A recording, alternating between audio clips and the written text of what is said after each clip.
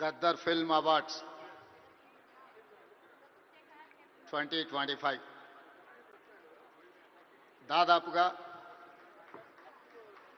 14 సంవత్సరాల తర్వాత తెలంగాణ రాష్ట్ర ప్రభుత్వం ఈ అవార్డు కార్యక్రమాన్ని నిర్వహించాలని సినీ పరిశ్రమకు సంబంధించిన ప్రముఖులు, ముఖ్యంగా యువమిత్రులు దిల్ రాజు గారు ఈ ప్రతిపాదనను తెలంగాణ రాష్ట్ర ప్రభుత్వం దృష్టికి తీసుకురావడం జరిగింది. దీనికి సంబంధించి ఈనాడు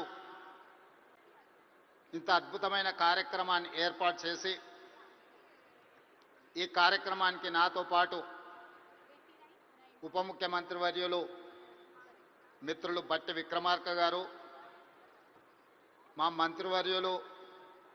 సినిమాటోగ్రఫీ శాఖ ప్రత్యేకంగా చూస్తున్న మిత్రులు కోమటిరెడ్డి వెంకటరెడ్డి గారిని, అదేవిధంగా మంత్రివర్యులు వాకిటి శ్రీహరి గారిని, మిత్రులు మధు యాస్కీ గారిని, రాజకీయ ప్రముఖులను, సినీ పరిశ్రమకు సంబంధించిన ప్రముఖులను అందరినీ కూడా ఈ ప్రత్యేకమైన కార్యక్రమానికి ఆహ్వానించి గతంలో ప్రారంభించిన ఒక మంచి సాంప్రదాయాన్ని కొనసాగించడానికి మీరందరూ సహకరించినందుకు మనస్ఫూర్తిగా తెలంగాణ రాష్ట్ర ప్రభుత్వం తరఫున అభినందనలు తెలియజేస్తున్నా. మిత్రులారా, కాంగ్రెస్ పార్టీ, కాంగ్రెస్ ప్రభుత్వం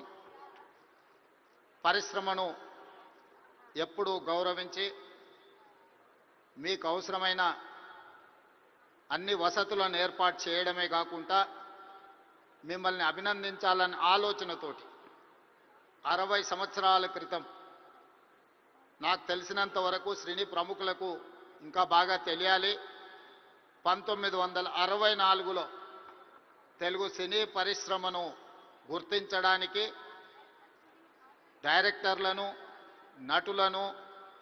అదేవిధంగా ఇతర కళాకారులను గుర్తించాలి, గుర్తించిన వాళ్లకు అవార్డులు ఇవ్వాలి,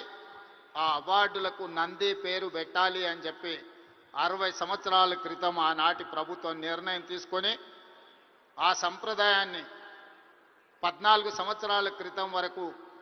ఎవరు ఉమ్మడి ఆంధ్రప్రదేశ్కి ముఖ్యమంత్రి అయినా ఈ కార్యక్రమాలను నిర్వహించుకుంటూ వచ్చిండ్రు. మొట్టమొదటి నంది అవార్డు ఉత్తమ నటుడుగా డాక్టర్ అక్కినేని నాగేశ్వరరావు గారు తీసుకున్నారని, అలాంటి గొప్ప కళాకారుడికి ఆనాటి ప్రభుత్వం సముచితమైన గౌరవాన్ని ఇవ్వడాన్ని ఈరోజు మనందరం గుర్తు చేసుకోవాల్సిన అవసరం ఉన్నది. అదేవిధంగా వివిధ కారణాల చేత 14 సంవత్సరాల క్రితం ఆగిపోయిన ఈ కార్యక్రమాన్ని మళ్ళీ కొనసాగించాలన్న ఆలోచనతోటి మా ప్రభుత్వం నంది అవార్డులను ఈరోజు తెలంగాణ గద్దర్ ఫిల్మ్ అవార్డ్స్గా ఈరోజు మీ ముందుకు వచ్చి నిలబడి